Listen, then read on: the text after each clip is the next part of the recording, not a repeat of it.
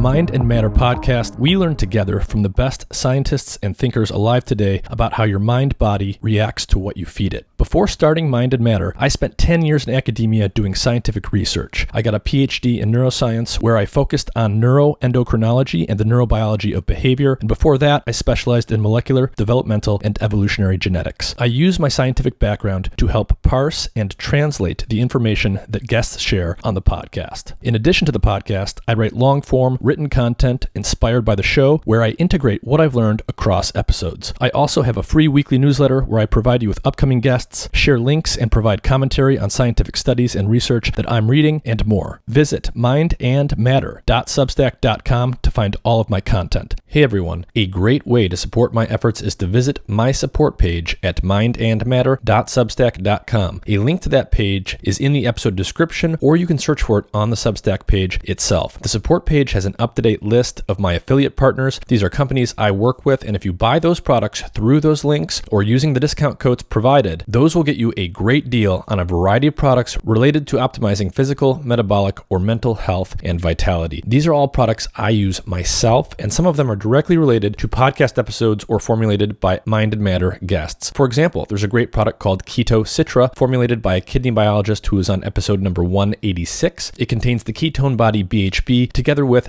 several minerals in a precise ratio formulated with kidney health in mind. There are also links to products like physical technology devices to track your metabolic health, digital applications to help you find and learn about food and consumer products, and more. One product I use every day is the AquaTrue water filter. I recommend this to everyone because it gets everything out of your drinking water: heavy metals, microbes, endocrine disruptors, microplastics, you name it. Other charcoal or gravity-based filters that a lot of people use don't get everything out, they just get some of the stuff out. So I really like the AquaTrue product. You can look for a link to my affiliate partners on my support page or directly in the episode description to this episode, or you can go to mindandmatter.substack.com to find it there. All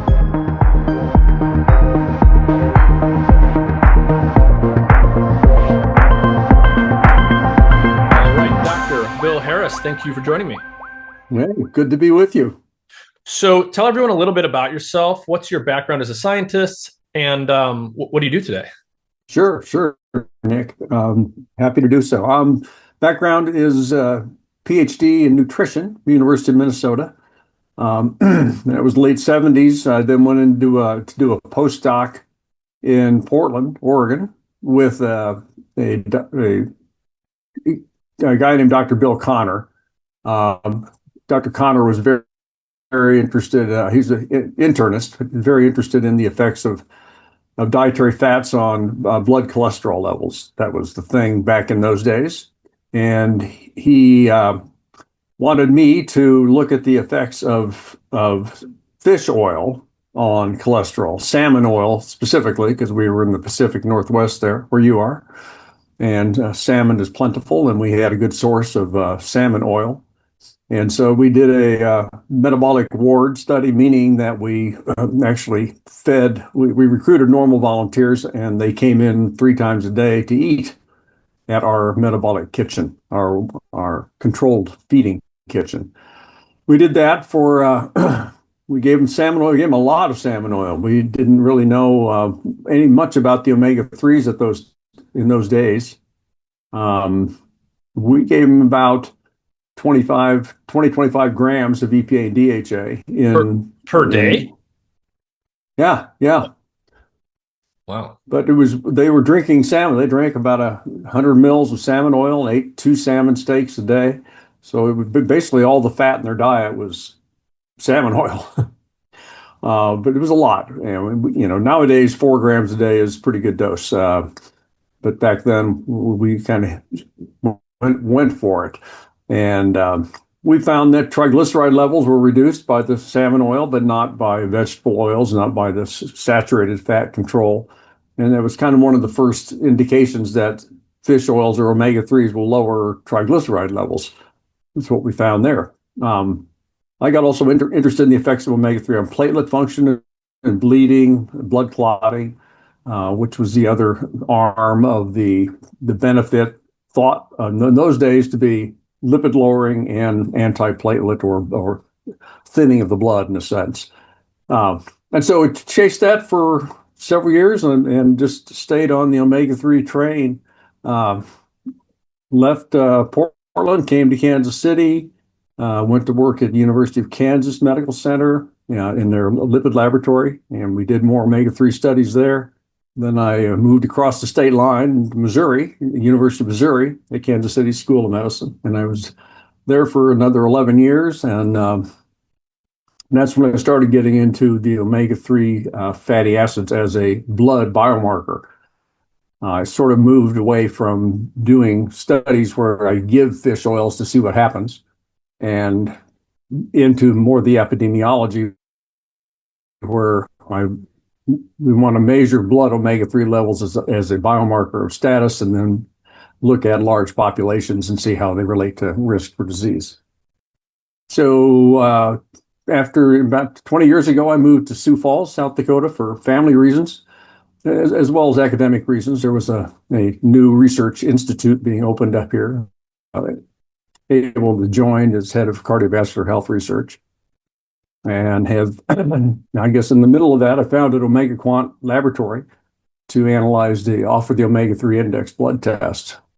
So I'm still working. I've started a research institute of my own about 5 years ago during COVID, called Fatty Acid Research Institute. And so we're very focused on collecting data from large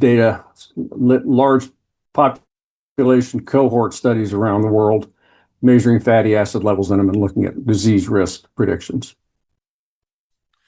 And, this is a podcast where we've covered omega-3s to some extent and polyunsaturated fats before on a number of episodes. Some people will be reasonably well acquainted with this stuff, so we don't need to cover all of the basics and go into all of the basic biology. But I do want to give people a sense for certain things before we get into certain topics. So let's just start with some pretty basic questions. What exactly are omega-3 polyunsaturated fats compared to other fats? And what are some of the major areas of biology and major parts of the body where the omega-3 seem to play an important role? Let's just start there. And obviously, you don't need to be fully comprehensive, but just give people a general sense. Sure. So what are omega-3 fats? Let's just back up and say what are fats and oils. Fats and oils are in our diet. Fats are definitely things like butter, lard, tallow, those are fats that are solid at room temperature. And oils are they're really the same thing chemically. They're all made up of what's called triglycerides. It's just we call fats any triglyceride containing product that's solid at room temperature, and oils are triglyceride containing products that are liquid at room temperature. So it's a little bit arbitrary, but typically the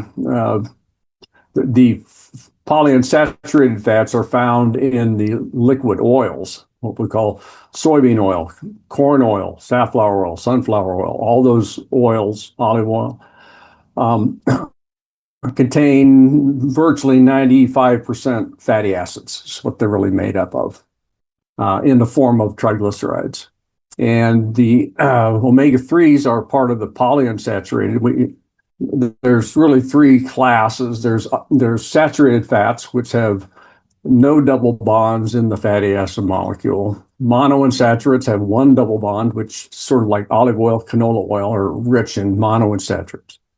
And then there's polyunsaturates that have two or more double bonds, and they are even more liquid. At room, typically a polyunsaturated rich vegetable oil will not solidify in a refrigerator, whereas some saturated, olive oil, some types of olive oil will. Still polyunsaturates, and there's two classes of polyunsaturates, omega-6 and omega-3, two families, writ large. And the omega comes from the actual chemical structure of the molecule. Every fatty acid has a head and a tail, a beginning and an end, an alpha carbon and an omega carbon from the Greek alphabet. And if you go to the omega carbon, which is the what's called the methyl end of the molecule, and you count back 3 positions, you get the first double bond, and that's omega minus 3. So they're called omega-3 fatty acids. The omega-6 family is just has the first double bond in the sixth position in that omega-6. And these two classes have a lot in common. They have different metabolic pathways, different effects, but they're both polyunsaturated fats. Of course, the vegetable oil ones come from seed oils, typically, from land plants. And the long chain omega-3s that we care about, EPA, DHA particularly, come from seafoods because they're actually created, those fatty acids are actually made in microorganisms in the ocean that eventually get up the food chain into fish. Yeah. So there's an interesting correspondence or relationship between the chemistry, what the structure of the molecules are, and where they originate ecologically. And so the omega fatty acids are a type of polyunsaturated fatty acid. So that means multiple double bonds. The omega-3 and omega-6 stuff refers to where those double bonds are. But these are fats that are liquid at room temperature. Right. So when we have something that's oily as opposed to solid, something like olive oil, a seed oil, or fish oil, these tend to have the polyunsaturated fats, in contrast to things that are solid at room temperature, which tend to have more saturated fats, things like butter, for example. And so you mentioned that, we've got seed oils, we've got fish oils, there's omega-3s, there's omega-6s, there's also omega-9s, those are the monounsaturated fats. These things tend to originate in different types of organisms in different environments. That's kind of interesting, and I don't think a lot of people appreciate that. So can you say that part again about where do the omega-6s tend to be found in nature versus the omega-3s? And maybe just kind of give your perspective on why does that exist? Why do the omega-3s come from the ocean, basically, but not the land? If we even know. That's a good question. I'm not sure I've ever been asked that question, if I even know, right? To reiterate, the omega-6s are typically found in plant-based things with roots. Whether it's a seed oil like corn, cottonseed, soybean, or a fruit oil, I guess you would call olive oil, would be from the fruit of the olive tree, not from the seed of the olive. But why and again, olive oil is not particularly rich in omega-6. I think the corn and soybean and cottonseed are really the 50, 60, 70% linoleic acid. And when I say linoleic acid, that's the name of the primary omega-6 fatty acid in oils or in our diet, in our body. Linoleic, I'll probably end up calling it LA if we talk more about linoleic acid later. But so they're in the plant. Why are the long chains, the omega-3s in the ocean? Probably because of the temperature. The omega-3s are very resistant to freezing. They can be in a freezer and not be solid, and that's important for keeping the membranes of ocean-going, particularly cold water. Ocean-going species keep their membranes fluid and flexible, and so I assume that's the reason that omega-3s and then they have, so plant oils typically have two double bonds. That's linoleic acid. Seed oil type omega-6s, and the omega-3s typically have 5 or 6 double bonds. And the more double bonds in a molecule, the more fluid, the more liquid, the less likely it is to solidify. So that's probably the reason that the ocean-going omega-3s are so polyunsaturated, because they have to stay liquid even at very cold temperatures. Yeah. So basically, if we think about different types of plants and organisms, they tend to have a different pattern of fatty acids inside of them. The land plants in their seeds tend to have a lot of omega-6 polyunsaturated fat. That's why seed oils are associated with linoleic acid, omega-6. Land plants that make fruits, like olives or like avocados, they tend to predominate in monounsaturated fats, so like olive oil, avocado oil. And then we've got ocean creatures, ultimately coming from algae, I think. They tend to have the omega-3s. And as you said, this could have something to do with the environment itself, the physical environment. You tend to find omega-3s not just in ocean-dwelling creatures, but cold water ones. So that's why salmon, for example, is high in omega-3s. It probably helps them not turn into fish sticks in the ocean in the cold water. Right. Yeah, that's right. Okay, actually, the colder the water, typically the more omega-3 there is. Some really warm water fish can be lower in omega-3 Yeah. than Now, the, it gets even more complicated because even within the omega-3 class, there are multiple omega-3 polyunsaturated fatty acids. I think the big three that we'll talk about to some extent are ALA, EPA, and DHA. So can you talk a little bit about those? ALA is typically referred to as the plant omega-3. EPA, DHA are typically referred to as the animal omega-3s or like the fish oil omega-3s. What are those omega-3s and how are they similar or different from each other? Yeah, so the plant omega-3 is an 18 carbon chain. Fatty acid is a chain of carbon atoms. And linolenic acid, it's called ALA, alpha linolenic acid, is a plant omega-3. Typically, the most rich source probably is flaxseed oil, chia seed oil. They're 50-60% linolenic acid, ALA, in those oils. But you can get, actually, where most of us get our ALA in our diet, which is about a gram or two a day on average, is from soybean oil. The soybean oil, although it's not very rich in ALA, it's like 7%, because soybean oil is used in so many products. The ALA sneaks in all kinds of different ways. If you're intent on getting a lot of ALA in your diet, you've got to go to things like flaxseed oil or chia seed oil, or just eating the seeds is not quite as efficient as taking the oil itself. So that's an 18 carbon, 3 double bond molecule. So we say it's C18:3 omega-3. That's the way we describe alpha linolenic. EPA and DHA, EPA stands for eicosapentaenoic enoic acid. So eicosa is the word for 20, Greek word for 20. Penta is 5. And then enoic acid means it's a fatty acid.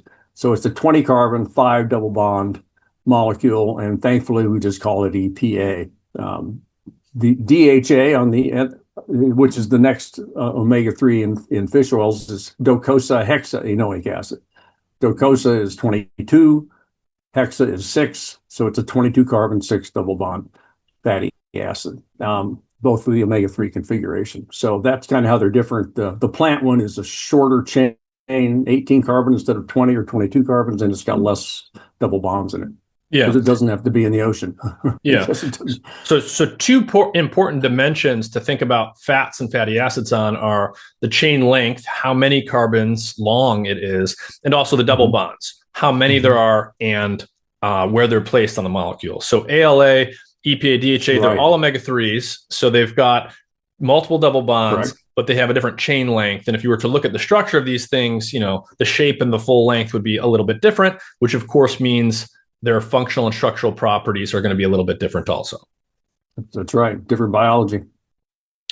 And so how do we start to think about the intake of the omega-3s and what's appropriate? Given your background and history, you've got sort of an interesting history with this stuff. You said back in the day, we didn't really know much about omega-3s. We probably didn't know how much to eat or not eat or what it was doing. Can you start to give us a sense for what we know today in terms of what is an adequate level of omega-3 intake, what's a desirable level, and how much variation is there between people in terms of how much omega-3 they actually end up getting all over the world? Yeah, that's a great question, a very timely question. We're working on a study right now to ask the question, what's the intake of EPA and DHA? And when I talk about omega-3, unless I say ALA, when I talk about omega-3, I mean EPA and DHA. So what's the omega-3 intake in large populations around the world? And how does that intake relate to their risk for cardiovascular disease? That's the question. Because we've had one recommended optimal intake from about 20 years ago, which was 250 milligrams based on a particular study. We have gone back, we as a group of researchers are trying to relook at that question now 20 years later and see if there's better data. And I think we're now seeing that the intake that's probably the most doable, reasonable, rational, achievable intake from foods is around 500 to 600 milligrams of EPA DHA per day. That's what the quintile 5 of our group. So if we look at the level of intake in buckets of 20%, the highest quintile is around 500 to 600 milligrams. The lowest quintile is around maybe 20 to 80 milligrams a day, which is pretty low end of intake. The average intake is somewhere in the 150, maybe 200 milligrams at the most, would be 50-50 population. So, what's optimal? The higher you go, the better, to a point. And that point is not 500 or 600. We probably think, I would think that an intake of roughly a gram or a gram and a half a day would be optimal.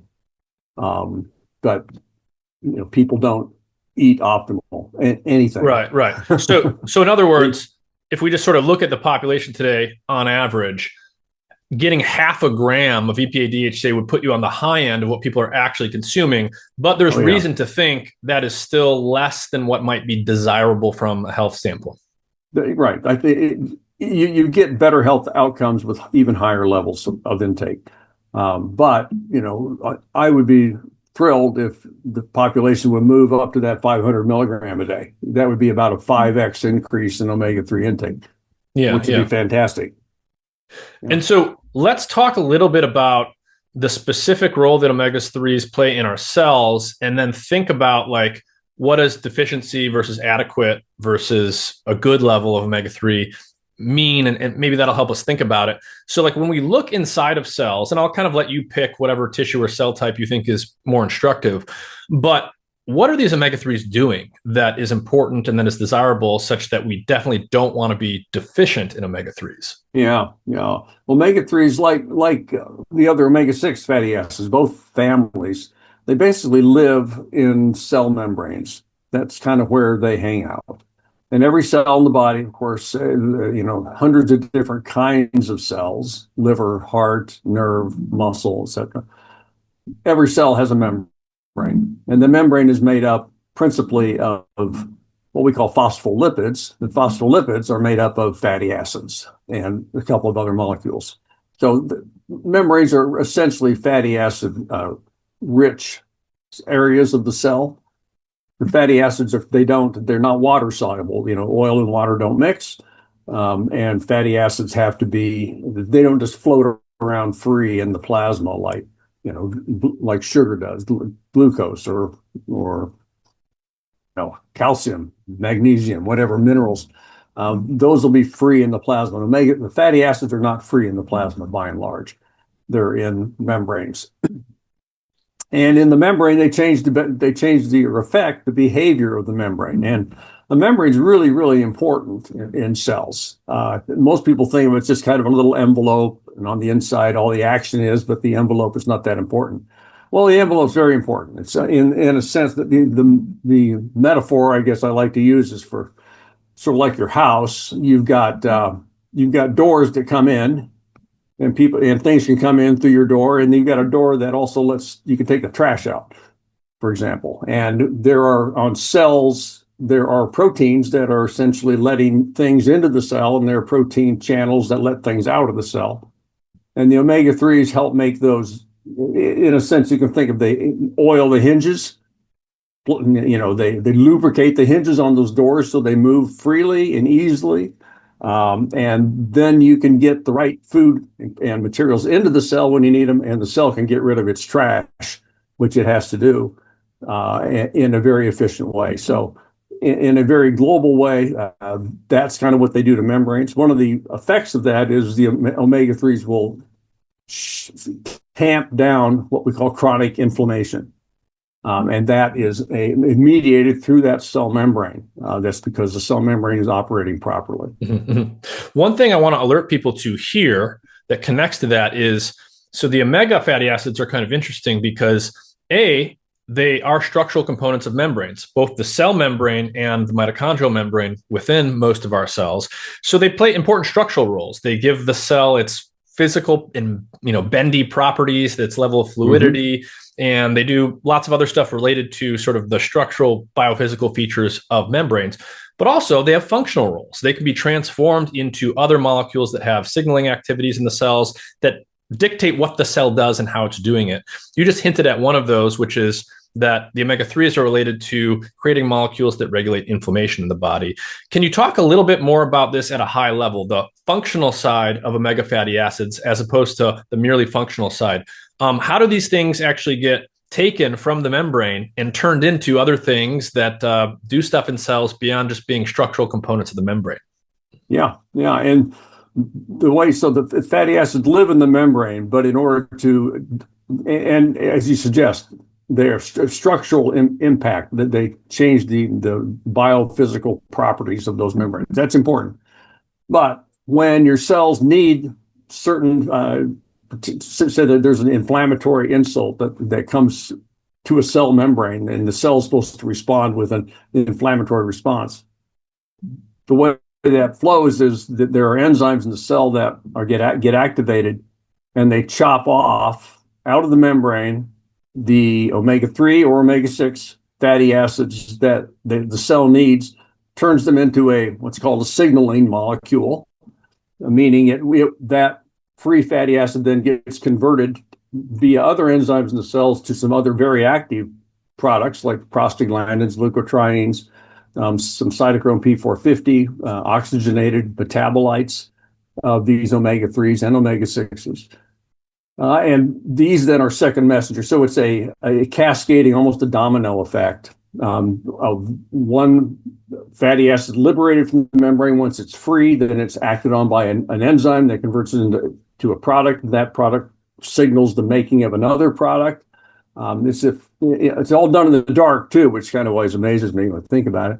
But it's very tightly regulated, and maintaining homeostasis in the body really depends on these fatty acids coming and going and being converted into important molecules and then being shut off when time comes. So it's a highly orchestrated system. Yeah. And so all of this stuff is very dynamic and it's very regulated.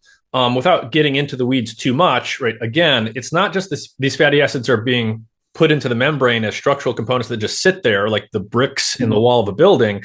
They are constantly moving around. The cell can sense what's going on in the environment, and depending on conditions, it can decide, different mechanisms in the cell can decide to take some of those fatty acids from the membrane and then change them into something and use them to alter what the cell is doing. Maybe that's to turn on or turn off an inflammatory response. Maybe it's something else, but it would be like if you could, I don't know, take the brick out of the wall of your house and then reshape it into something that you could use for another purpose or something. Something like that, yeah. But it's good. It's a good metaphor. Good way of thinking about it. I mean, at the end of the day, let's talk about platelets, which is a cell type that's in the blood, that's involved with blood clotting. And when the omega-3s are present in the platelet membrane, they change the fluidity, make that membrane or the platelet less likely to be sticky. So when platelets start sticking together, you start to form blood clots. And if you have a cut, that's an appropriate response. It's a good thing to have a platelet plug to stop the blood from flowing out of your body. However, if you inappropriately create blood clots in a time when there isn't a cut or there isn't an injury, it can all of a sudden plug up an entire coronary artery and you have a heart attack. Right. And so keeping the platelets and the omega-3s keep the platelets less sticky, less likely to cause those inappropriate clots. So that's one cell type where the omega-3s do that kind of function. Yeah. So it's important. Like all of this stuff comes back to the concept of homeostasis. Not too much, not too little, and you want to do things when appropriate in the right context. You want your blood to clot if you've got a cut and you've got a hole to plug up. You don't want it to clot under other circumstances when you're just walking around and there's no problem to fix in that sense. So the concept of like triggering stimuli, the cell has to sense the appropriate stimuli to instigate a response, and then sense when the problem is being taken care of, and you got to turn it off. And again, without getting into the complex biology too much, the omega-3s factor into some of that, right? Turning on and turning off things like the clotting mechanisms, the inflammation mechanisms, and so forth. Yeah, right, exactly. And you can get very deeply in the weeds on this, but that's a great overview. Good image for people to carry in their head. Yeah. And just like everything else in biology, we have to think in terms of trade-offs, I think. So getting back to the idea that omega-3s are important structural components for cell membranes and mitochondrial membranes, right? The cells care about the balance of fatty acids in the membrane so that the cell is appropriately bendy or stiff. If you look at an electron micrograph of a mitochondria, right, their inner membrane is very folded into these elaborate bends and shapes. The omega-3s and the omega fatty acids and other fatty acids are important factors in determining that shape and that morphology. So there's a lot of use to having them in there, and you want to have enough of them. But on the other hand, they're also a bit of a liability, because when we think about mitochondria and the fact that we use oxidative metabolism, we now have the problem of these polyunsaturated fatty acids are prone to oxidation.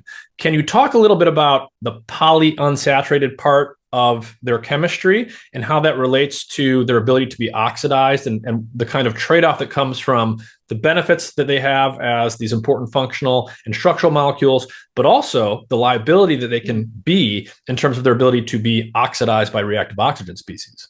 Yeah, right. And you mentioned reactive oxygen species. That's the trick, because when we typically talk about the oxidation of fatty acid, that is a very normal process where we get energy out of fatty acids. It's an oxidation, and of course that happens, as you said, can happen within the mitochondria.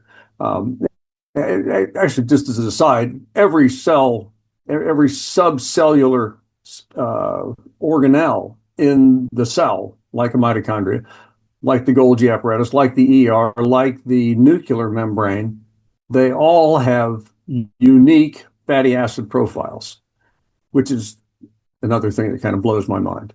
It's a membrane. Just throw some fatty acids in there, make a membrane. Well, it isn't that simple. Every one of them is different, and mitochondria are really special. And right, the omega-3s, because they have what they call conjugated double bonds in several of them, those are places where free oxygen can attack and create what's called peroxidized fatty acids, or we're talking sort of rancidity in a way. Not oxidation for energy, oxidation for destruction. Yeah. So it's fair to say there's two forms of oxidation. So there's enzymatic oxidation, which I like to think of as a controlled burn. Like the cell is using an enzyme to oxidize something on purpose. It's regulated, it's controlled. And then you're saying there's peroxidation, which is like an uncontrolled burn. A reactive oxygen species lights something on fire, and it's sort of an uncontrolled burn as opposed to a regulated burn. Yeah, but that process is really pretty highly regulated. I mean, it's not enzymatic, as you said, but there are a lot of antioxidant molecules in the blood, in the body, that counteract some of that effect. So we really don't see increased oxidation, peroxidized omega-3 fatty acids in the body. It certainly in a test tube outside the body, the omega-3s are really easily susceptible to oxygen degradation, but in the body they really don't. We don't see, when you look for markers of peroxidation, like in the urine, for example, you don't see an increase when you eat omega-3s. Because again, there are systems that protect against it. So it's already pre-planned to have a way to accommodate them. And so when we think about dietary intake, so we know that I think we forgot to mention this actually, these omega fatty acids are essential fatty acids. So in creatures like us, we can't synthesize them from scratch, so we have to obtain them from the diet, either in the form of ALA and or EPA DHA when it comes to the omega-3s. So, we've got to consume them, and then once they're consumed, our body has to absorb it and then distribute it throughout the body. Can you talk a little bit about that process? How do these omega-3 fatty acids in particular, how do they get to where they need to go in our cells after we consume them? Yeah, and this is not just omega-3. This is all fatty acids here. Yep. I mean, this transport. So you eat something, goes in your mouth as a oil, triglyceride. Think salad dressings you're eating, something like that. And you get into the stomach, there's not a lot of digestion that goes on there, but once you get in the small intestine, there are enzymes that take a triglyceride, which is the oil, and they chop two of those three fatty acids off of that backbone. They now become free fatty acids, and those fatty acids are mixed in with what is left over from that triglyceride, which is now a monoglyceride. So you have two free fatty acids and one monoglyceride that help make the micelles, along with the other digestive juices that help homogenize and digest these fats. These are absorbed into the small intestine. Inside the small intestinal cell, those fatty acids are reassembled back into triglycerides and into phospholipids as well. And they are secreted in what we call a particle we call a chylomicron. And a chylomicron is, if you think about raw milk, the fat globules that float to the top of raw milk, those are essentially what we call chylomicrons. They're very, very rich in fat and a very thin membrane around them. And that's the way the intestine, when you eat fat, the intestine will absorb into these chylomicrons. They're dumped into the blood, and these chylomicrons float around all over the body. And there's an enzyme called lipoprotein lipase that's inside the lining of the capillaries in your bloodstream. And that enzyme is designed to grab a hold of these chylomicrons and chop and pull all the triglycerides out of them and bring the fat into the tissue, whatever tissue it is. If it's adipose tissue, then your fat tissue, they're pulling in the fatty acids to make storage fats, to store energy for later. If it's the heart, they're going to be taking fatty acids in to burn for energy. Same for the liver and the muscles as well. So these chylomicrons deliver the fat, these particles, then they shrink down, and then the spent cartridge, in a sense, it's cleared by the liver. And then the liver actually remakes fatty acids into triglycerides and ships them out in what we call very low density lipoproteins, VLDL. And it's the level of VLDL particles, which are triglyceride rich, not as triglyceride rich as chylomicrons. Chylomicrons have a half-life of like 3 or 4 minutes.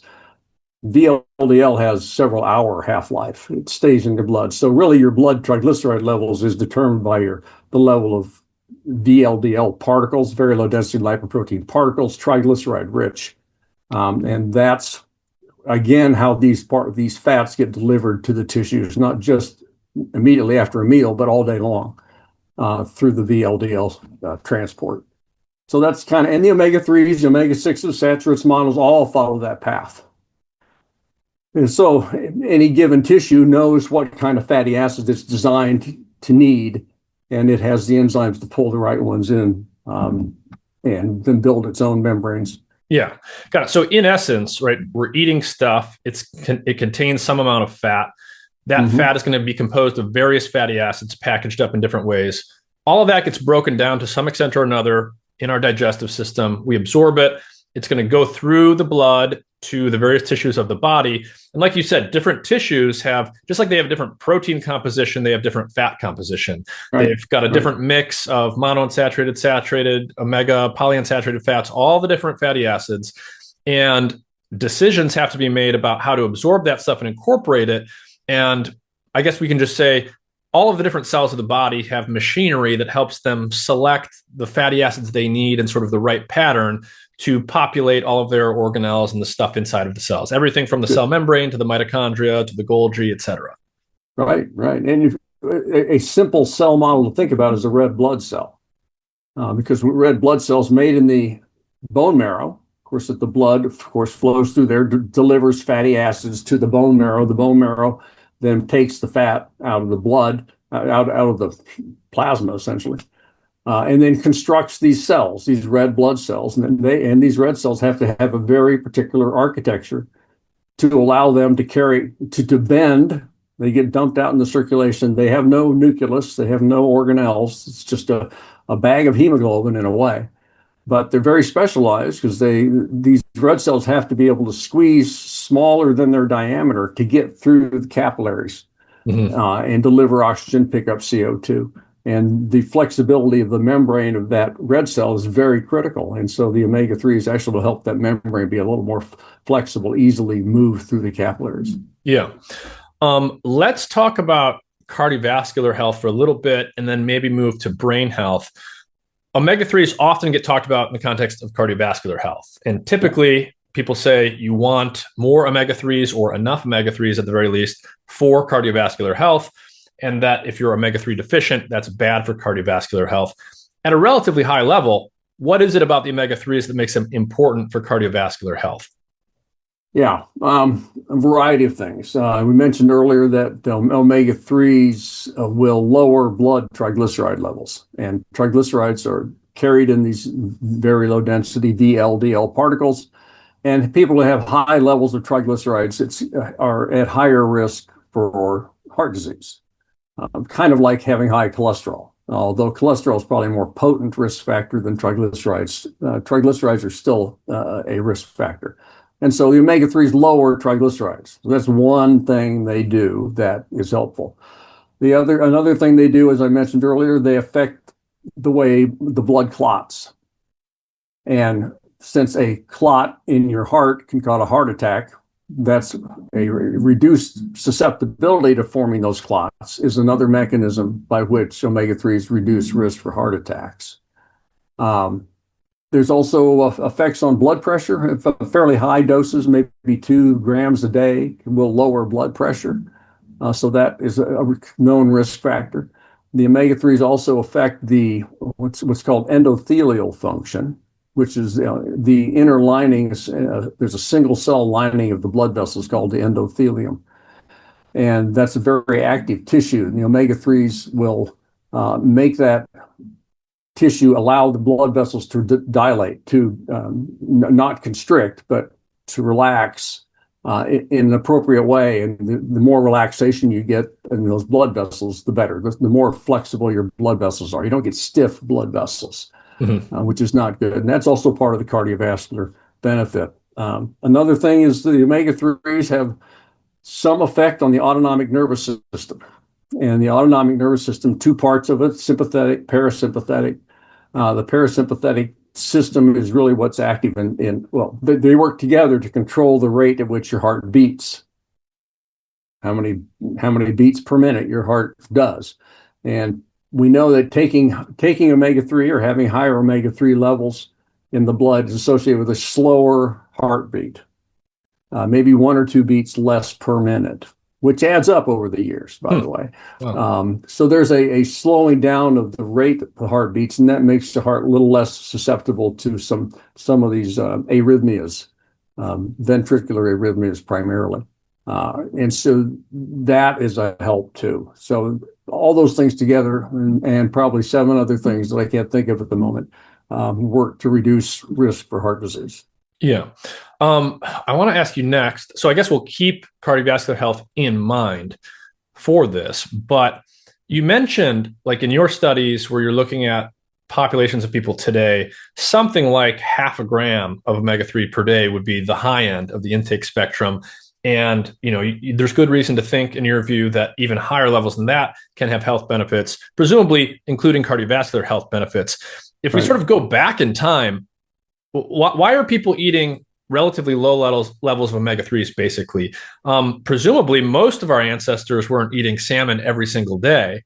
And thinking about omega-3s, how is it that the omega-3 intake has gotten so low? Did it used to be much higher, or are there other factors that can make it relatively low, independent of omega-3 intake itself? Well, looking back at ancestors, we're looking through a glass darkly, as they say. We don't really know exactly what's going on there, but there was certainly every human group that ever lived next to water. They had to, by rivers, streams. They had to have something to drink, and interestingly, fish are always in water. So fish has always been there. It's always been a part of the diet. How much of a part of the diet? It varies across different ancestral groups, I'm sure. But there was also a higher intake of alpha-linolenic acid, more plant-based foods. And there was a very low intake of fat in general, and particularly omega-6 fats, because if you're eating omega-6 only from natural sources and not extruded from seeds and concentrated in an oil, it's hard to get very much omega-6. And so we talk about the omega-6 omega-3 ratio, which is a metric I have a lot of problems with, but I get the general idea that historically the ratio of omega-6 to omega-3 was probably quite a bit lower, and the omega-3s were probably alpha-linolenic acid more so than EPA and DHA. And the omega-6 was very low because there are no oils. And that doesn't mean the omega-6s are bad by any means. It just means that back in the day, we had a very different diet. Of course, people also got sick and died pretty young. Most people didn't live to be 70, 80, or 90 in time to have heart attacks, strokes, and develop dementia. They were dead before that ever happened.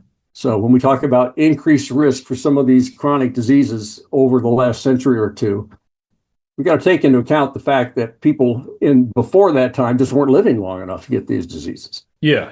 So it's not just that our diet has now changed and all of a sudden we have diseases where we didn't have them before. It's not just an environmental thing. Yeah.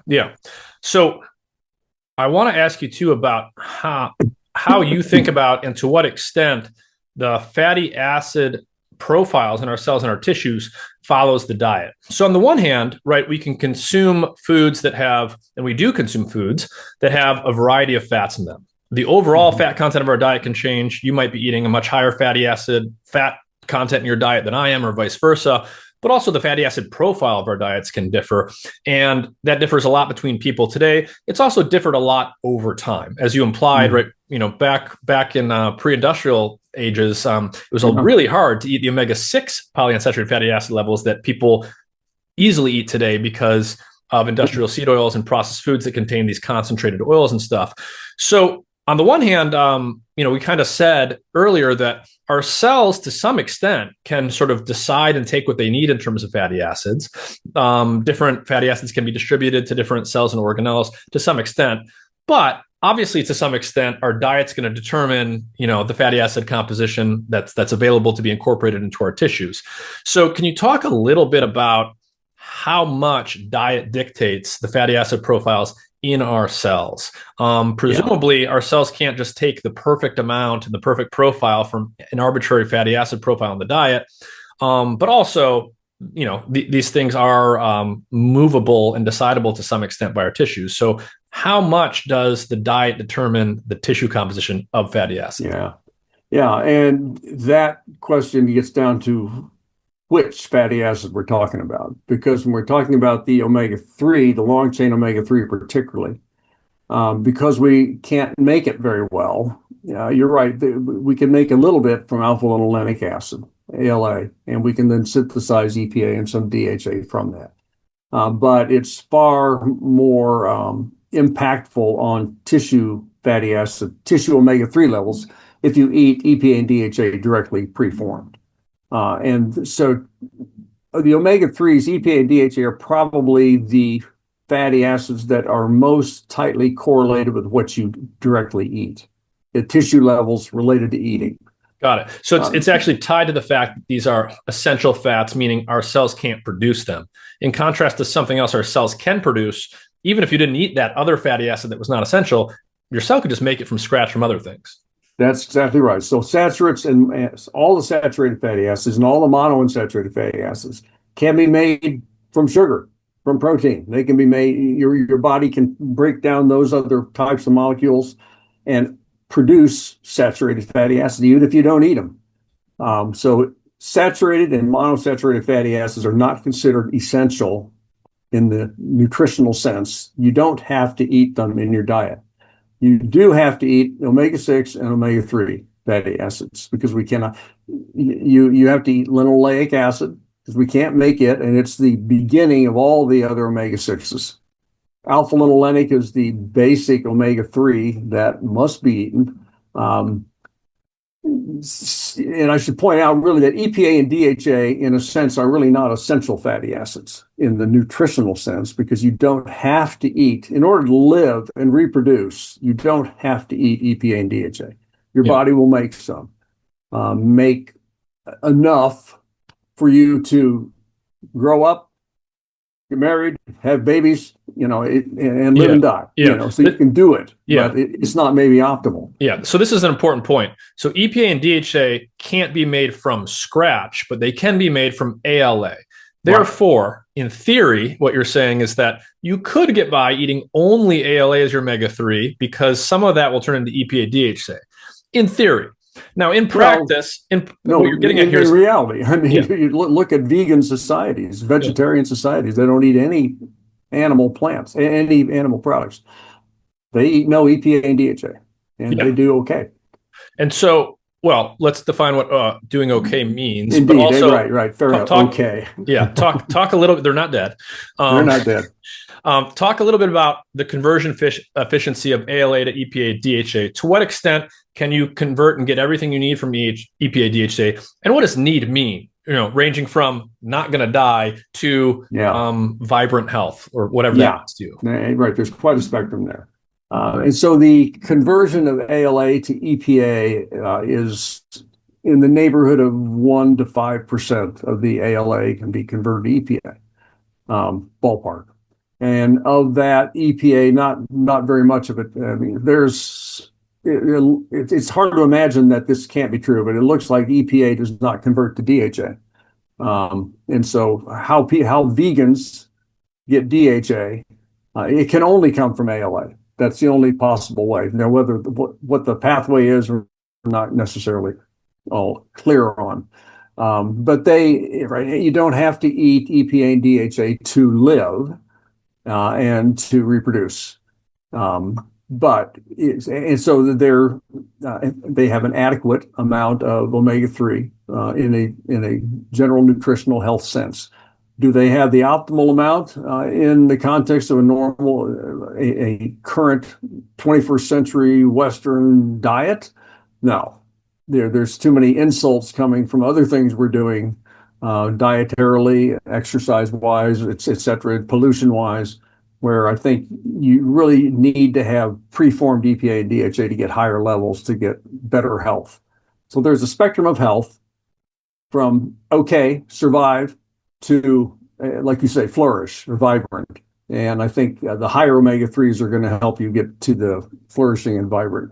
Yeah. So I guess one of the takeaways here is, no matter what someone's particular perspective is, most ALA is actually not going to get converted to EPA and then on to DHA. So if you were consuming only ALA, you would need quite a large mass of it every day to hope to get the other omega-3s you'd want, if you're not also consuming them directly.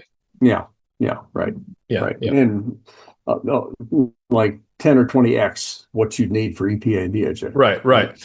The other thing that I think is important here is, too, a lot of these fatty acids interact with each other or compete with each other in a sense for incorporation into membranes, for processing by the same enzymes. One of the things I think is relevant there, especially in the context where someone's maybe not consuming EPA, DHA directly, they're only consuming ALA, is things like linoleic acid can actually suppress the membrane levels of things like EPA. So can you talk a little bit about sort of fatty acid ratios and why thinking about the relative ratios of individual fatty acids can become relevant when we start to think about these things? Yeah. And it's true that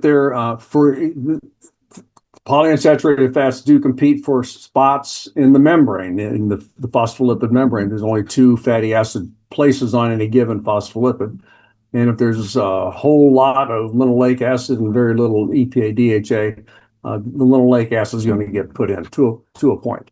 There's still some regulation going on. So, but in general, that principle is true. And once these fatty acids, like linoleic, is actually ultimately made into a fatty acid called arachidonic acid, which is very similar to EPA, 20 carbons, but 4 double bonds, omega-6. And it's EPA and arachidonic acid are the ones that kind of compete for spots in the membrane. And once released from the membrane, EPA and arachidonic acid compete for being made into a variety of what we call oxylipins, is a large term for prostaglandins, leukotrienes, cytochrome P450 metabolites. These are all what we call oxygenated, not oxidized, but oxygenated fatty acids, meaning oxygen hydroxy groups or ketone groups are being put on the fatty acid. And they make an incredibly wide variety of bioactive molecules from arachidonic and from EPA and from DHA and from LA, actually, as it turns out. So if you've got if EPA and DHA and arachidonic are competing for a cyclooxygenase enzyme, for example, either one can be substrate for that enzyme. If there's a whole bunch of arachidonic and very little EPA, we get a lot of products made from arachidonic acid because they're competing, and that does make sense. Despite all that being true, that does not mean that a high omega-6 level in your blood is bad for you. And people will get into this omega-6 omega-3 ratio, which I mentioned I have problems with for a variety of reasons. But one of the problems is the presumption that a higher intake of linoleic, a higher blood level of linoleic acid, the omega-6, is pro-inflammatory, is harmful. And unfortunately, the evidence just does not support that. Even though you can imagine these pathways competing, you can think about metabolic charts and how if you have too much of this, then that's not going to get made over there. But that's not the whole picture. That is a little snapshot of one little pathway, and you're not seeing 500 other things that are going on in the background with these different fatty acids that, in net effect, show that higher linoleic acid levels are associated with better health outcomes. And that's the kind of work we've been doing over the last several years, looking at blood levels of linoleic acid predicting risk for important human diseases. Yeah, there are certainly studies out there that correlate serum levels of linoleic acid with positive outcomes. But let's talk about the different ways that an observation like that could be interpreted. Mm-hmm. So if something's high in the blood, that doesn't necessarily mean it's going to be also high in the tissues. If something's high in the blood right now on the day that you measured it for a study, that could reflect mostly what you ate today and yesterday, not your sort of chronic intake patterns of something. And of course, when we think about the levels in the blood, if there's linoleic acid circulating in the blood, every molecule of linoleic acid that you detect in a study, looking at the serum like that, well, if it's circulating in the blood, it hasn't been oxidized and incorporated after it's been incorporated into the membrane. It hasn't been shuttled somewhere else yet. So there's a lot of different ways you could interpret that kind of. Well, true, except there's evidence that there's a pretty strong correlation between tissue levels, heart levels, liver levels, and blood levels of linoleic acid. So if you've got what's in the blood is a reflection of what's in the tissue. I mean, there's some correspondence between those two things, but so the dietary intake of these things has shifted over time. And obviously the amount of intake of linoleic acid has gone up over time, in large part because of raw availability, but also because every major organization on the planet has basically told people to eat more of it, and they have. So the sort of baseline of the population has drifted over time, and all of the people that are going to be listening to what those institutions are saying are going to be doing that. One thing that I have a problem with I have in this literature is people will say, we measured serum levels of linoleic acid and we measured a serum marker of inflammation. And actually, the marker was a little bit lower in the people that had higher linoleic acid levels. But as you said, individual fatty acids like linoleic acid don't equate to inflammation. Linoleic acid is not synonymous with inflammation, just like an omega-3 isn't synonymous with anti-inflammation. But the mechanisms that regulate the pattern of inflammation progression, if it's instigated by a stimulus, do depend on the relative balance of these things. And most of the studies that claim that there's no association between linoleic acid levels and inflammation aren't actually accounting for background levels of linoleic acid in the tissue compared to other fatty acids, and they're not aligning things to a triggering stimulus. They're just measuring some circulating serum marker that probably has a dynamic relationship to a triggering stimulus that wasn't even there in the study. Yeah, but one can try to explain that away, but if you found higher linoleic acid levels were associated with higher inflammatory markers, you wouldn't question it at all. No, right? You would say, yeah, so, because, look at the proof. But when you see the opposite, then the obvious thing is, well, there's no relationship. I mean, higher linoleic is not associated with increased inflammation. No, I mean, see, that doesn't make sense to me because, let's just take a typical example that you see in the literature often. Yeah. People will measure serum levels of linoleic acid and or something else, and say two different patient populations. Maybe they give them, two different diets, and they'll measure something like CRP, right, a common inflammatory marker, sure, and they'll say we didn't see a correlation here. Well, when you look at those studies, first of all, CRP has basically a dynamic response. It'll tend to peak and go down in like a 36, 48 hour window. A lot of these studies don't necessarily measure it in that window, which is a problem. And they're not necessarily triggering inflammation with the stimulus. The inflammatory stimulus is not, I ate a little bit more linoleic acid or I ate a little bit more of another fatty acid. It's what is in my tissues.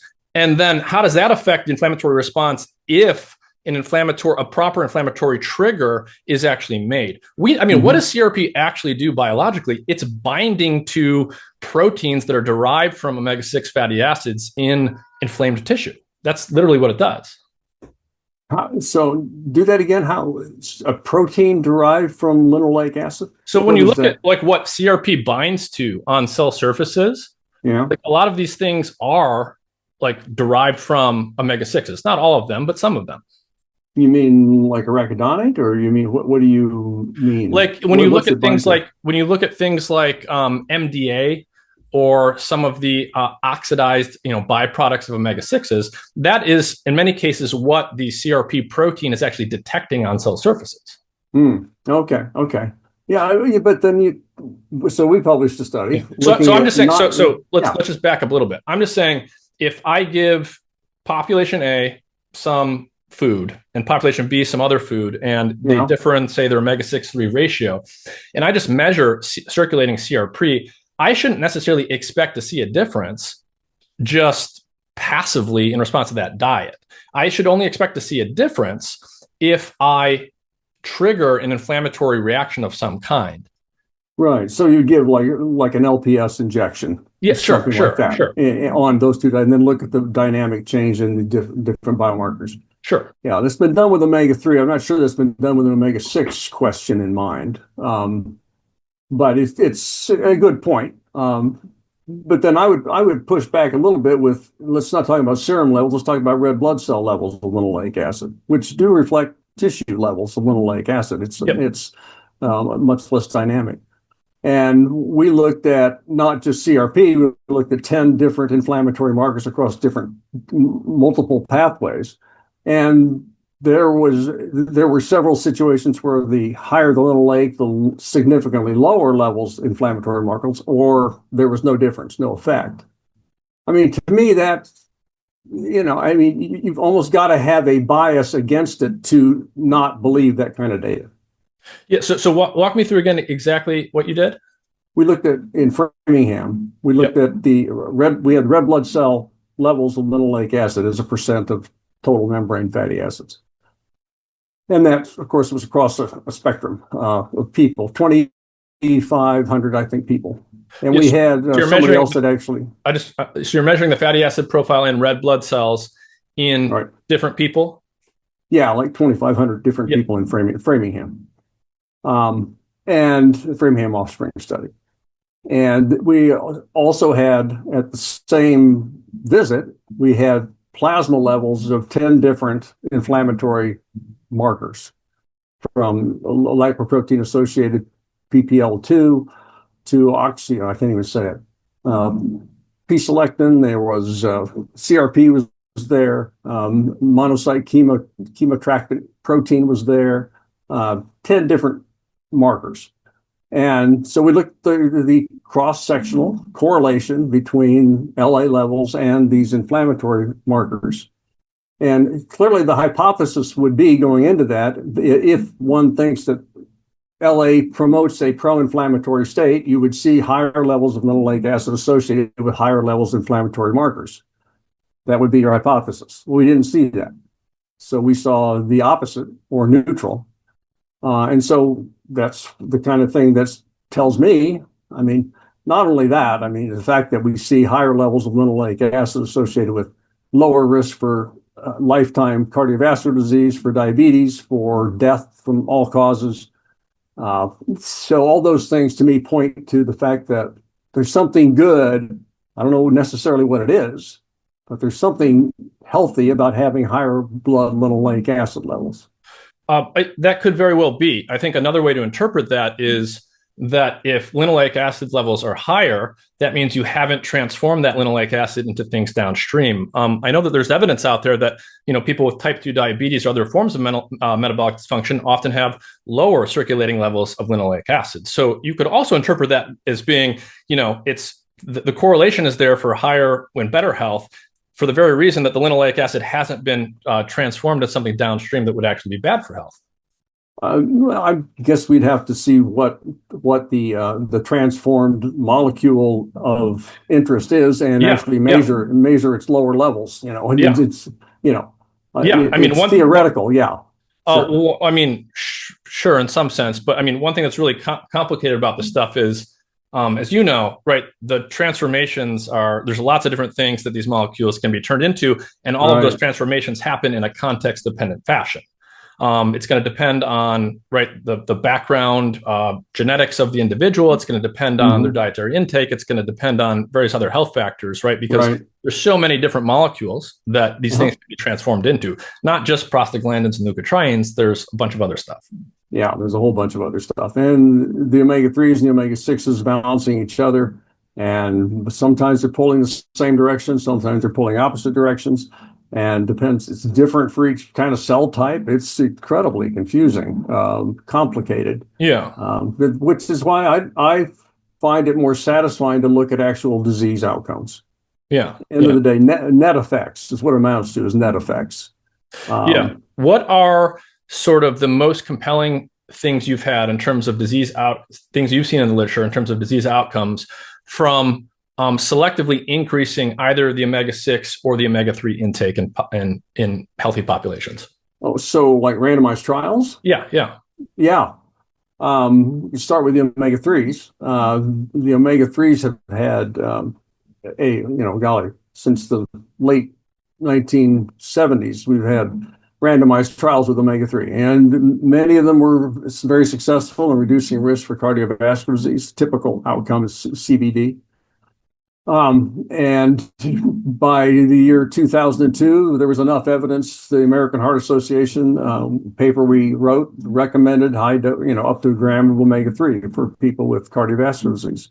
Then over the next 20 years, a whole bunch more randomized trials were done with omega-3, and sometimes they didn't show a benefit. Sometimes they were a 1-year long study. Sometimes they were giving low doses of 800 milligrams of omega-3, but it's spotty. Didn't work, did work, didn't work. And so there's confusion about the omega-3. Although the Meta-Analyses, which pools all these studies together, I think there's like 8 of them in the last 4 years, they all show significant benefit for omega-3 cardiovascular disease.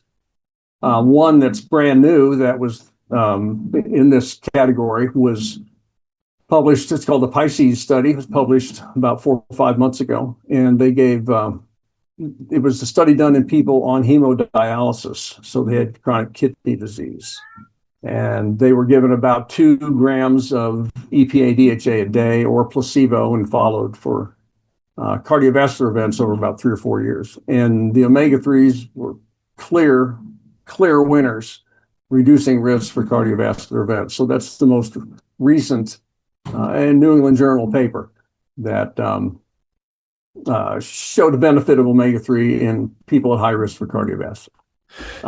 And so just to remind people, so in those studies, you're talking about a couple of grams per day, which would be quite a bit higher than what most people are eating, even when they're on the higher end of the spectrum.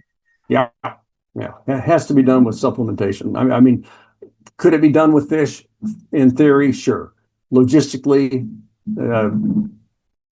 in practice, no, it's not going to happen. So it's much easier it's also hard to give a placebo fish. Yeah. I want to ask you about supplementation too. So we've already kind of set this up, I guess.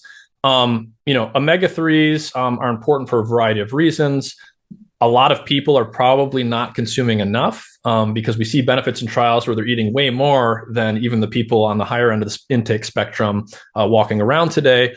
So how much, in your view, let's just reiterate, how much omega-3, EPA, DHA in particular, should people be getting per day? And what are the practicalities and concerns there with supplementation, especially when it comes to making sure you're getting fresh EPA and DHA? Yeah. Doses that we think really are probably, well, I back up because we do a blood test called the Omega-3 index. And the Omega-3 index is the red blood cell EPA and DHA content, and it's expressed as a percent. So it'll range from like a low end of 3% of the fatty acids in the red cell membrane or EPA, DHA, up to 10, maybe 12% of fatty acids. That's sort of the biologic range. You got people in Japan who eat fish every day. They'll have all their lives. They're up in the 9 or 10%. You got vegans who are down at 3.5%, or U.S. soldiers, 3.5%. So that's sort of the range. We like to have over 8% omega-3 index. If you take somebody who's got an average like 4% omega-3 index, which is not uncommon, it's typical low American, and you want to get to 8%, it takes about 1,400 milligrams a day additional intake of EPA, DHA to get there, on average. So that's, ballpark 1 to 2 grams of EPA and DHA a day is probably what I would say is optimal.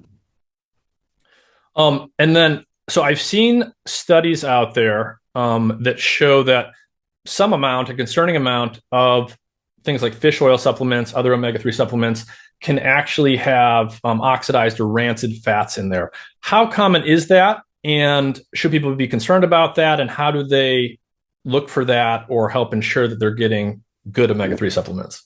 Yeah, I think it's quite uncommon.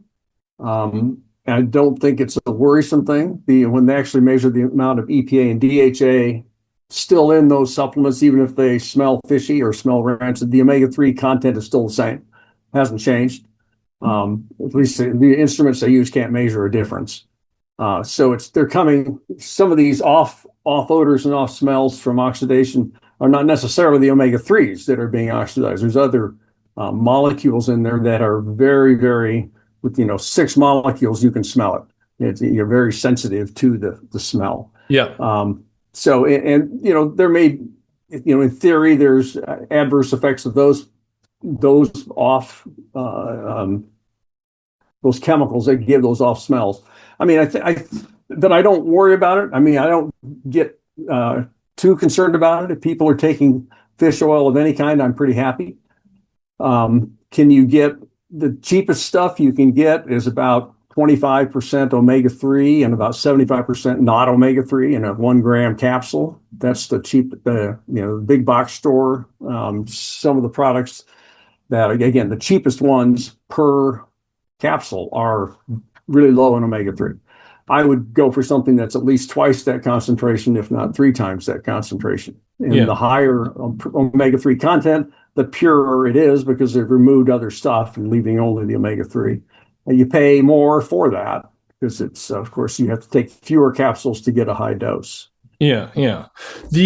So the study I've seen, and I don't really know what this organization is. Maybe you do, so you can tell me. So it says the Global Organization for EPA and DHA. Do you know what that is? It's called GOAD. It's the worldwide trade organization. Is that a good source? Oh, yeah, they're good.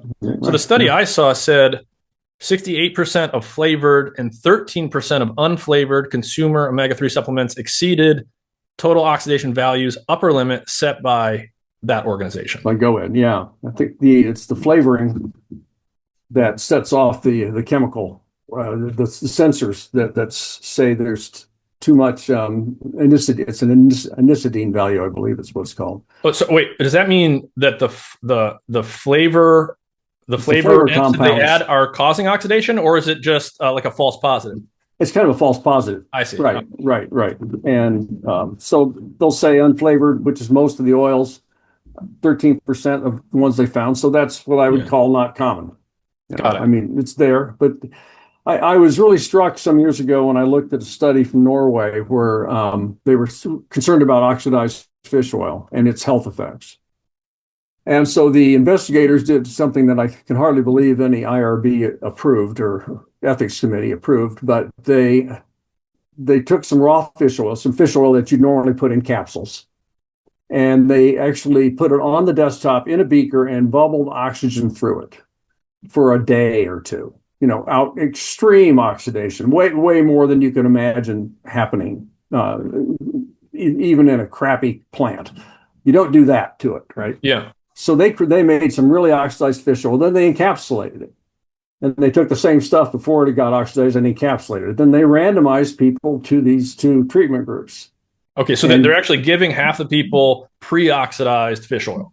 Right. Intentionally pre-oxidized fish oil. And then they looked, I think they went for 8 weeks of supplementation. Then they looked for blood biomarkers of oxidation, of reactive oxygen species, of oxidative stress, things like that, as well as lipid levels and inflammatory markers. They couldn't find anything.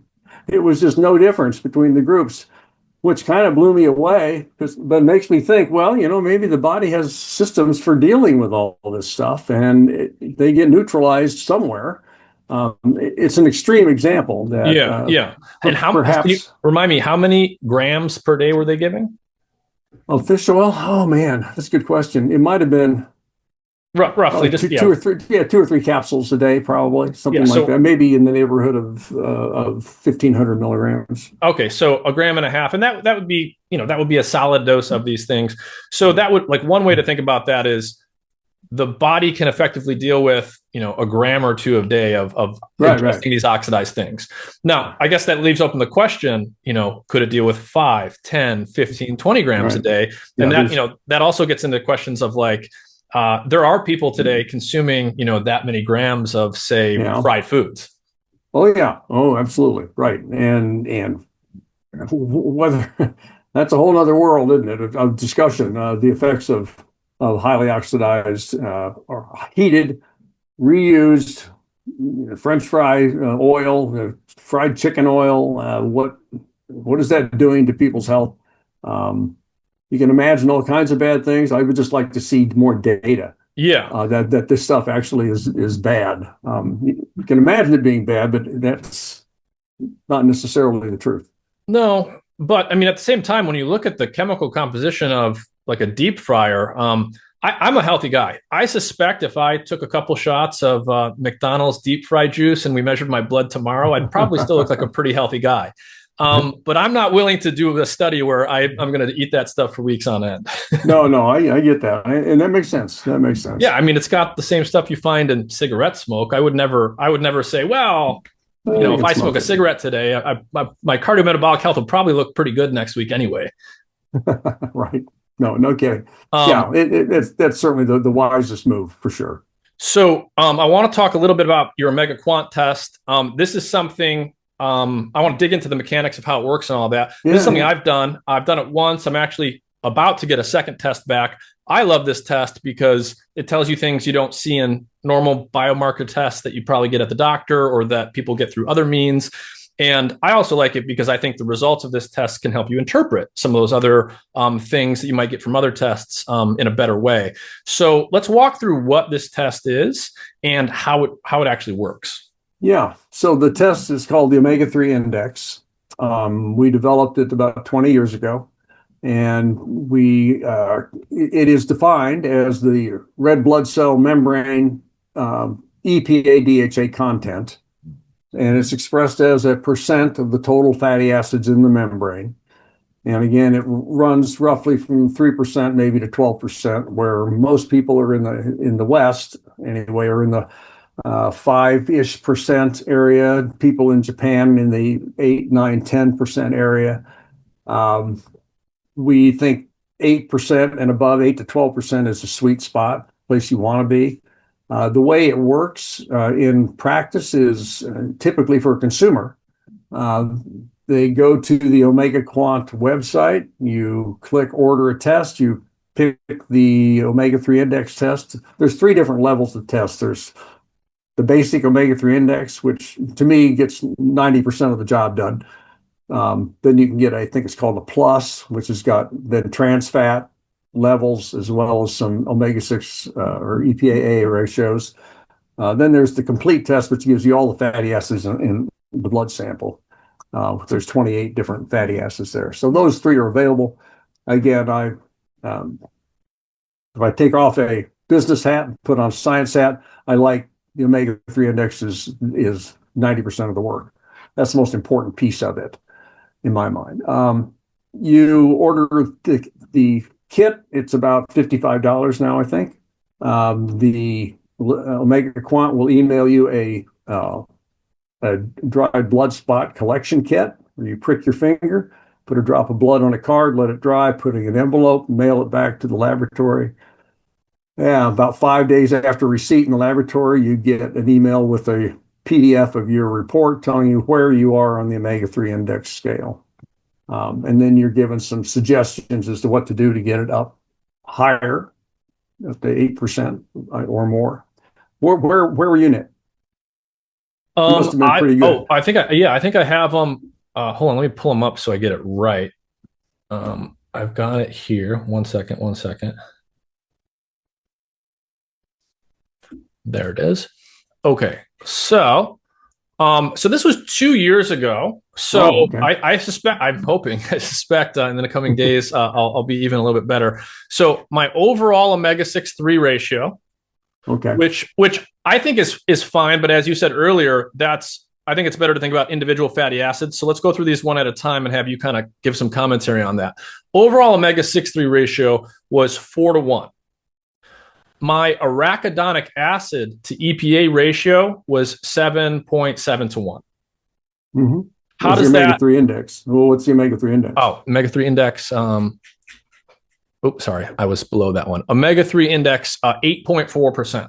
Oh, wow. Okay, fantastic. Interpret that for us so people can think about it. Yeah. I mean, again, the evidence we see 8% and above. We say 8 to 12 because we really don't know what happens after 12%. Yeah. But getting an 8%, you're in the upper maybe 5% or 2% of the American population when you have an index that high. Yeah, which is great. So all those other ratios are a reflection of the fact that you have a lot of omega-3 in your red cells. Got it. So your ratio with omega-6 is going to be good. Your ratio with arachidonic is going to be good. Yeah. So that's beautiful. You don't need to improve on anything. Okay. Okay, great. Okay, so that's a good number. It basically means I've got at least enough omega-3s in my cells relative to other things. And 8%, does that literally mean like 8% of the fatty acid content of those cells? Mm-hmm. Okay. Right. Okay. Because there's a lot of saturates, monounsaturates, and some omega-6 and arachidonic in the red cell membrane. Yeah. Okay. And then why would or wouldn't someone want to have an arachidonic acid to EPA ratio that was skewed in one direction? So arachidonic and EPA again are one of the omega-6s. EPA is the omega-3. I guess if I have a problem with that ratio, it's the fact that it leaves out DHA, okay, which is an important fatty acid. Yep. The AA-EPA ratio was something popularized by Barry Sears, who is a major player in the omega-3 space. Yep. He calls that the silent inflammation index. And we provide it for people because people want to see it. I don't think it's as useful, again, partly because it leaves out DHA. Yeah. I don't think it's as useful as the omega-3 index for tracking yourself. It also presumes arachidonic is bad, and that's not necessarily the case across the board. Got it. So you think the most important thing on this test is the omega-3 index itself, which is basically the percentage of fatty acids in your cells that are omega-3 fatty acids of different kinds, EPA and DHA plus DHA, right? The sum of those two. Got it. Yeah. Okay, let me pull up my notes here.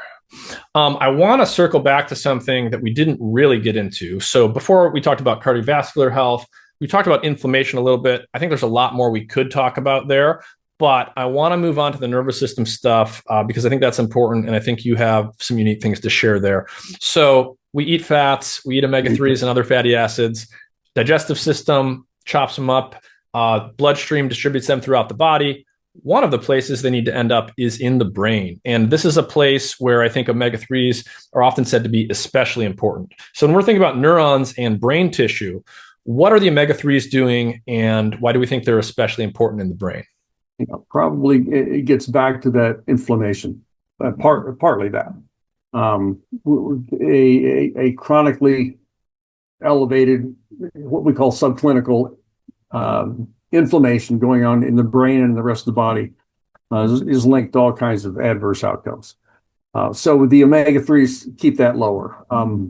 Our particular work has not so much been in the biology of how this happens, but in demonstrating, again, relationships between levels of omega-3 in the blood, which is easy to measure and obviously hard to measure in the brain. And it's hard to measure in cerebrospinal fluid. That's a tough stick.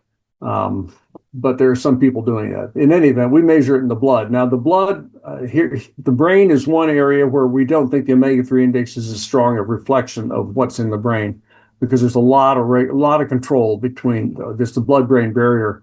Is a serious impediment to standard and equilibrium between blood and organ that's not there for the heart or for the liver or the gut, things like that. So the omega-3 index is not going to tell you what your brain omega-3 level is. Got it. But higher levels of omega-3 in the blood are going to be eventually reflected in a little higher levels. But it doesn't even have to be necessarily in what you call the meat of the brain, the tissue of the brain. It's interesting that the primary omega-3 in the brain is DHA. It's the most abundant polyunsaturated fatty acid in the brain, second only to arachidonic acid, or rather, arachidonic is next in order of prevalence. So there's a lot of DHA in the brain. It's there for a reason, and it has a lot to do with membrane fluidity again and structure. We talked about that earlier. But the question we've had is there a relationship between blood levels of omega-3 and risk for important cognitive outcomes, whether it be depression or dementia, Alzheimer's disease? And that's where we've been looking most recently, where we've seen that in both the UK Biobank, which is a very large observational study in the UK, where we have about 250,000 people with blood fatty acid levels. And we've seen that higher DHA levels are clearly related to lower risk for dementia, whether it's Alzheimer's or just all over writ large dementia. And we've seen it in Framingham as well, and red blood cell omega-3 levels predict lower risk for dementia. Interestingly, back to the omega-6, we just published a paper in the UK Biobank looking at plasma linoleic acid levels, omega-6, and higher levels of linoleic acid associated with lower risk for dementia. Significantly different. But interestingly, if we look at, if you take there's like 7 omega-6 fatty acids in the blood. One of them comes from your diet, linoleic acid. The other ones come from metabolism of linoleic acid. So in the UK Biobank, this study that we did, we have plasma data on linoleic acid, and we have the total omega-6. Those two things. We don't have any more granularity than that. So we created this variable in this study. We just subtracted linoleic from the total and say it's the non-LA omega-6. So that includes 18.3, 18.4, 20 with 3. Omega-6s that are downstream of dietary linoleic acid. Gotcha. Right. And so that metric, the non-LA omega-6, higher levels of that were associated with higher risk for dementia. Got it. So So things downstream of linoleic acid were associated with higher risk yeah, for dementia, but higher linoleic acid, which means less of those downstream things went in the less other of those direction. downstream. Yeah, yeah, and we don't really know which of the downstream things it is. I mean, we don't know. We can't tell because they haven't got the data. But it's interesting. I mean, to me, that is one of the arguments for not bunching all the omega-6s together and calling it one monolithic thing. Oh, yeah, I agree with that. I think it's important. Now, on the one hand, it's confusing because people got to remember all of these fatty acids and stuff. So it's convenient for people to think of omega-6, omega-3, and this, that, or the other. But when you actually get into the biology, you have to be able to unfortunately think at a more granular level because, as you're saying, it's not, this is sort of a bugbear of mine, even though I have kind of strong views on some of this stuff. It's not like the omega-6s are all inflammation and the omega-3s are all anti-inflammation. The biology is more complicated than that. And you have to be able to think at the level of individual fatty acids. Yeah, no, I agree. And if we can just get that far along, to get people to stop thinking about omega-6s as a group that all have the same biologic effects, same physiologic impact, we'll make a huge step forward. If we just talk about linoleic acid levels, then that's very specific. And that's one that's controllable. I mean, that one comes from the diet, and it is possible to control those levels. Whereas it's a little more difficult to control the metabolism downstream from LA by dietary means. So, okay, I want to ask you a question. I'm going to take off my sort of podcaster for the audience hat and ask you some questions that are confusing me right now personally. So there's a lot of evidence out there that omega-3s have various benefits. I'm talking about EPA and DHA now when I say omega-3, just so everyone knows. A lot of evidence that supplementing omega-3s tends to have positive effects. We talked about some of those. I'm convinced by that. I eat a lot of omega-3s. I live in Seattle. I have salmon all the time. I've got cod liver oil in the fridge. I got my omega-3 index from you guys, which is probably higher than 8%. I would hope a little bit when I get my new results in. So I'm on board with that. So then we talked about the linoleic acid stuff, and we said that there's some literature out there that says higher serum levels of linoleic acid correlate with good stuff, basically. And we got into it a little bit there. Mm-hmm. Here's where I get confused. And this is a genuine question because I don't fully know how to think about this, I don't think, yet. So we've got the observation over here that higher EPA intake is good. We've got the observation over here that higher linoleic acid is good. When I look at the literature on these things, EPA intake tends to lower membrane levels of linoleic acid omega-6s and vice versa. So how do you square the circle here? I'm not sure I know data that shows that taking EPA is going to lower linoleic acid levels. It could be. I mean, it's more often the opposite. It's more often the higher linoleic acid might lower EPA. Correct. High linoleic acid lowers EPA without increasing arachidonic acid, which is a detail for the connoisseurs out there to think about. But EPA supplementation obviously increases EPA DHA levels. That's no surprise. But it does tend to increase linoleic acid and arachidonic acid. That's been seen in a number of human studies, and in animals, it appears that the same thing happens. And they know that it's through effects on gene expression ultimately of some of these enzymes. I find some of these things confusing. Well, right. And I may not be able to give you a good answer about that, but I think one way to think about this is to take our blinders off. And I mean, let's say taking linoleic acid lowers omega-3, and that's just an established fact. Does that mean necessarily that taking linoleic acid puts you in a worse health condition? Does anything that lowers LA or lowers omega-3 always cause an increased risk for disease? I don't think we can say that, because I think we have to be open to the possibility that maybe there's some metabolites of linoleic acid we don't even know about, that are doing really interesting things that are very protective, independent of what happens to the omega-3s. And so that's a possibility we have to stay open to. Which is why I think higher LA and higher EPA and DHA is really the best blood profile you can have. from the observational evidence and the disease outcome evidence, as well as intake evidence. I mean, we've got meta-analyses of studies that have looked at the intake of linoleic acid, not just the blood levels. And the higher the intake of LA, the lower the risk for heart disease, which totally matches the... That's true. That's true. But for the sake of the audience, I'm going to point out something there.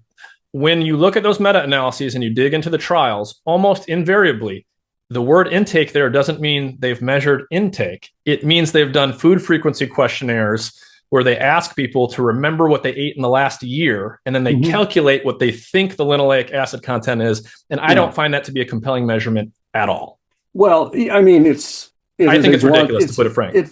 It's a blunt instrument, to be sure. It's an extremely, extremely blunt instrument. But the fact that with a very blunt instrument, you can find statistically significant relationships only points to the fact that if you had a sharper instrument, you'd probably even see sharper or more refined. I mean, food frequency questionnaires are not perfect, to be sure. But when they're done on hundreds of thousands of people, and you pool all the data, you do get some trends. We do know that there's a correlation between the FFQ reported linoleic acid intake and the blood levels of linoleic acid. So that's one sanity check that, I mean, if there was no relationship between a estimated LA intake and the blood levels of LA, then you say, forget it. You know, I'm not even going to bother using a food frequency questionnaire.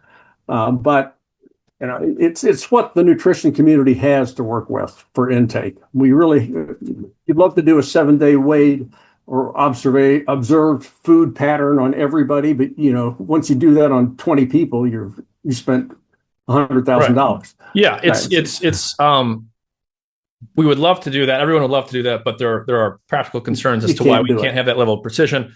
Whether or not we agree or disagree on these methodological questions, people should just know when they see the word intake in a lot of these studies and analyses, you know, if you read that and you don't know any better, you will naturally assume they measured intake. That is usually not what's happening at all. And you can say what you want about it, but it's usually food frequency questionnaires.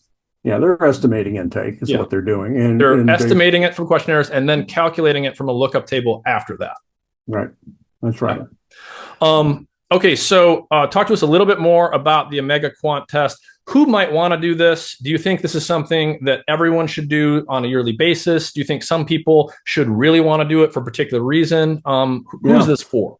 Yeah, I mean, I think annual would be great. I mean, my dream has always been that the omega-3 index would be part of this, just as much a cholesterol or a glucose test as you'd have at your annual physical with your doctor. That's just as important as cholesterol, if not more, as a predictor of health outcomes. So, you know, once a year, if you don't change your intake, you're steady. That's fine. If you're gonna do it once and it comes out to be 4%, then you're going to want to change your intake to try to get it up. And then I'd wait around 3 or 4 months before I'd redo it, because it takes that much time for the red blood cells to get all replaced, and you get a new steady state. Yeah. Oh, God, that's actually something I forgot to ask you earlier, is sort of the time course of some of these things. So if you change your diet, you start supplementing with omega-3s, you start eating more fish, whatever it is, about how long does it take for that to reflect in a change in your actual fatty acids? We're talking about a few months here. Yeah, I mean, you'll start to see changes within a week or two, but you won't be at a new steady state. Yeah. Which is what you want to be. You want to be a steady state. And then that's what you want to know. Where am I leveled out? And then you do another test. And if you're now at 6%, you say, okay, well, I got to take more omega-3, and you wait another 3 or 4 months and do it again. And then once you're at a certain level, you really got to maintain whatever omega-3 intake that you had at that level to keep it at that high. It's not going to, you don't cure it. You know, like you cure the cold. Yeah. You actually have to wait. Look, my phone. Turn that off. That's the general idea. It's a long-term stable marker, but if you perturb it by taking more omega-3, you're going to have to keep that level of intake up to maintain that level. Yep. And just so people know, in the time we have left, how does this work in practice? So this is something they can do from home, right? How does the actual test work? How are they getting the blood to you guys to analyze? Yeah. When you go online at OmegaQuant.com and you click order or buy, whatever it says, you will then get an email saying, confirm your email, and we'll send you a kit. We'll mail it to you. And it just shows up in a day or two afterwards. And it's just a little plastic clamshell kit that you open up, and it's got instructions. You need to follow the instructions. Don't just prick your finger and go. You got to follow the instructions. But there is a couple of lancets in there and a Band-Aid and an alcohol wipe that you are told how to use. You can go online and watch a video of someone pricking their finger. Sometimes it's actually easier to have a friend or your spouse or somebody prick your finger than pricking it yourself, I think, because you know when you're going to push. Yeah. If somebody else is doing it, you don't know when it's going to happen. So in any event, prick your finger, you get 1 drop of blood. It's all you really need on the card in a little circle. We have a special blood collection card that's got an antioxidant incorporated into the paper to protect the fatty acids during mailing. Otherwise, they can oxidize, break down. So you put the spot on the card, you let it dry a few minutes, put it back in an envelope that's included, no postage needed and all that stuff. Put it in the mail, and the laboratory here in Sioux Falls, South Dakota, will receive that. We analyze it in about 5 days and get a result back to you by email, where you have to set up an account so you have a password to get, so nobody else can get at your results. It has to be private. So then you'll get the same PDF that you got, Nick, just telling you what your omega-3 index is. And then we have on our website, once you know your omega-3 index is, say, 5%. So say that's what it turns out. You can go on our website, and we have a thing called an omega-3 index calculator. That's based on a study we did some years ago, where we we asked the question, how much omega-3 do you need to go from X% to Y%? From 5% to 8%, for example. So you can click on that calculator, you can put in your current omega-3 index, and it will pop up for you a starting amount of omega-3 you should add to your diet if you want to get to 8%. Yeah.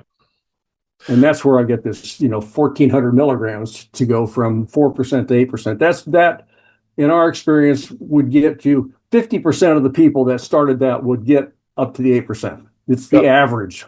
So you probably need to take more than that if you want to get 90% of people above 8%. Yeah. Okay. So the report you get, it's got that omega-3 index. We talked about my value earlier. You got your omega-6/3 ratio, your arachidonic acid EPA ratio. You got your trans fat index, which I don't think we need to get into that. Trans fats are bad, so you want that to be low, but you can see how low you are. Yeah. And then you get a full fatty acid report. So I'm looking at mine here. Just give people a rundown of this. You're basically seeing all of the different major saturated, monounsaturated, and polyunsaturated fatty acids in your cells. Right. In your blood. In your blood. Yeah. So that's the whole blood. And remember, the plasma fraction of the blood has about 50% of the fatty acids that are in your blood, and the other half are in your red blood cells.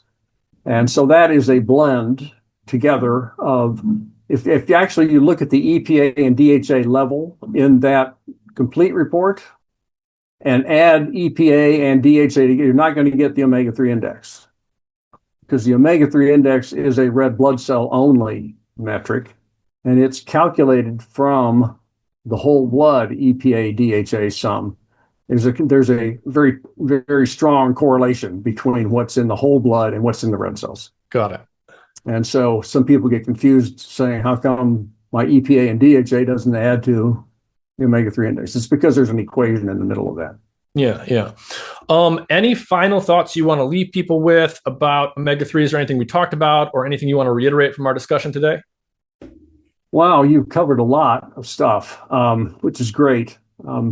I think the primary take home is know your level. You can't manage what you don't measure, as they say. And the omega-3 index is one of those simplest metrics to measure for your health. It has implications for brain health, for heart health, joint health, eye health, and longevity. And I think this is it's the particular one nutrient that the Americans, particularly, or Westerners, are really low in, and it can be fixed easily, safely, cheaply. You just have to monitor it and know where you're at. All right. Well, Dr. Bill Harris, thank you very much for your time. I'll leave links to this test if people want to check it out in the episode description, and do the test themselves or just check out the website. But yeah, thank you again for your time. Thank you, Nick. Great talking to you, and it was great questions. I don't talk to people who dig quite as deep as you do very often, so I enjoyed it. I appreciate it. Thank you. Thank you. Bye-bye.